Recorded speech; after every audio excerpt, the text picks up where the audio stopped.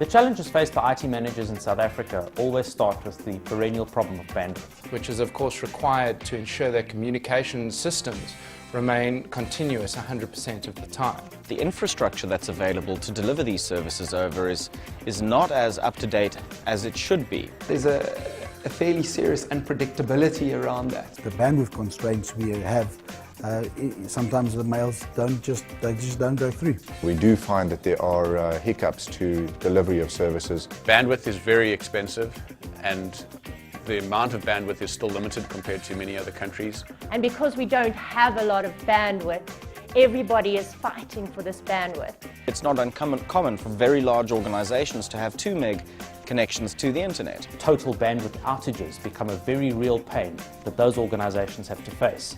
Mimecast solves the bandwidth problem in a variety of ways. The ability to link on size with attachments has saved us a huge amount of bandwidth. Rejecting unauthorized connections or non-business legitimate emails at the perimeter or in the cloud. Reducing the spam that gets transmitted from the internet into our environment has also meant that we can reserve that space for our mission-critical applications.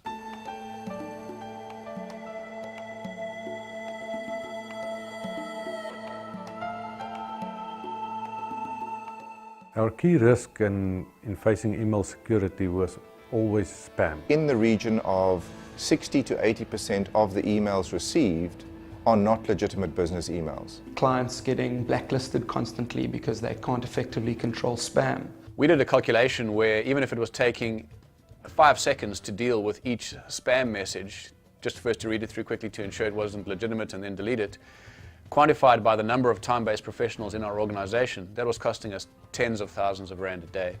The amount of bandwidth that spam was eating into, and that was hurting us in the bottom line. We had on-site spam filters in place. However, the accuracy of those filters was probably about 60 to 80%.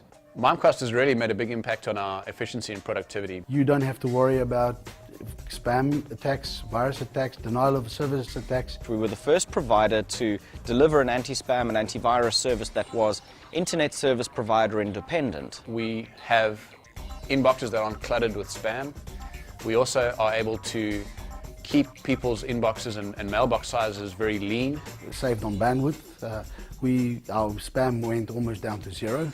It's better for our customers because that way they have full control over their infrastructure. But still being able to deliver the service that anyone can find any email anytime they need one.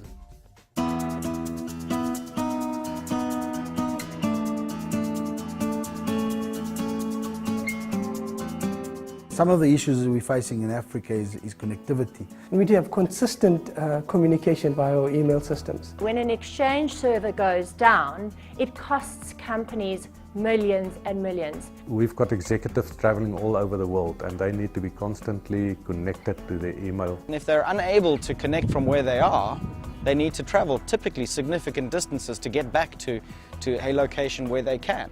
It's difficult, it's expensive, connectivity is a bit erratic in Africa. Mimecast solves the continuity strategy for the IT department because we have what's called the Mimecast services for Outlook. It's a brilliant approach in the sense of seamless connectivity, or seamless continuity rather. We provide a multi-site, geographically dispersed data center designed infrastructure. So that they can access their mail anywhere. It doesn't matter if they're in Africa or in the Middle East or in Asia Pacific.